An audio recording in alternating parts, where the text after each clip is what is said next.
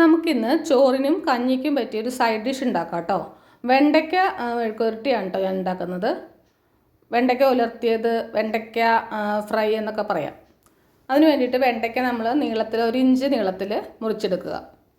എന്നിട്ട് അത് ചെറിയ ചെറിയ പീസസ് ആക്കി കട്ട് ചെയ്ത് മാറ്റി വയ്ക്കുക. പിന്നെ ഒരു മീഡിയം സൈസ് സവാളയും ഇതുപോലെ തന്നെ നീളത്തിൽ കനം കുറച്ചെടുക്കുക.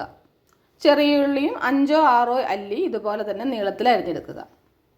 ഈ വെണ്ടയ്ക്ക നീളത്തിൽ അരിയുമ്പോൾ എന്താ ഗുണം എന്ന് വെച്ച് കഴിഞ്ഞാൽ നമുക്ക് ആ വെണ്ടയ്ക്കയുടെ ആ കൊഴുകൊഴുപ്പുണ്ടല്ലോ, അത് ഇതിനകത്ത് കൂടുതലായിട്ട് വരില്ല. അപ്പോൾ നമുക്ക് വെളിച്ചെണ്ണ അധികം ഉപയോഗിക്കേണ്ട. നിങ്ങളൊന്ന് ട്രൈ ചെയ്ത് നോക്കണേ. അതിനുവേണ്ടി വെളിച്ചെണ്ണ ഒഴിക്കുക. അതിനകത്തേക്ക് വെളുത്തുള്ളി ആദ്യം ഇടുക. അതിനുശേഷം സവാള, പിന്നെ കുറച്ച് ഉപ്പ്, കറിവേപ്പില ഉണ്ടെങ്കിൽ അതിടാം. പിന്നെ അതിനുശേഷം നമ്മൾ അരിഞ്ഞു വെച്ചിരിക്കുന്ന വെണ്ടയ്ക്ക ഇതിനകത്തേക്ക് ഇട്ട് കൊടുക്കുക. അതൊന്ന് വലിഞ്ഞ് പതുക്കെ ഒന്ന് ആയി കഴിയുമ്പോഴത്തേക്ക് അതിനകത്തേക്ക് നമുക്ക് മഞ്ഞൾപ്പൊടിയും മുളക് പൊടിയും ഇട്ട് കൊടുക്കാം. ആ 2 മസാലകൾ മാത്രം ഇതിനകത്ത് ഇട്ടാൽ മതി. നമ്മൾ സാധാരണ മെഴുക്കുവരട്ടി ഉണ്ടാക്കുന്നത് പോലെ തന്നെ നന്നായി വലിയിച്ചെടുക്കുക. ഒരുപാട് വെളിച്ചെണ്ണ ഒഴിക്കേണ്ട ഒരു കാര്യമില്ല.